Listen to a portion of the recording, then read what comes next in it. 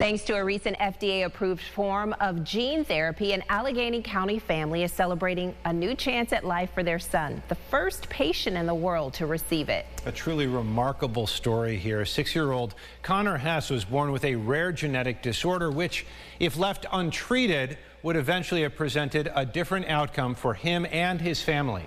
Natalie Kuchko shares their story. At just 1 week old, Connor Hess was diagnosed with adrenoleukodystrophy, or ALD, what eventually evolved into childhood adrenoleukodystrophy, or CALD. The genetic disorder is typically found in young boys, but not often.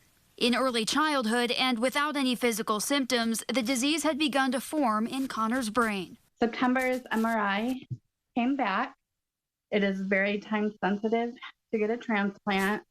He went over our options that day. Connor would ultimately need a bone marrow match for a stem cell transplant. Over time, no good matches were found. Just over 1 week after his MRI last fall, a gene therapy infusion treatment was approved by the FDA, giving Connor and his family hope for the future, ultimately taking them from Swain, New York to Boston. It was not acceptable to the family, to us, to his team in Rochester, to anyone, that we were going to let him progress to neurologic devastation. It just is not, that was never a choice. Dr. Christy Duncan worked with Connor at Boston Children's Hospital and says if CALD is left untreated, it causes significant regression, often leading to death. The one-time transfusion process was followed by chemotherapy.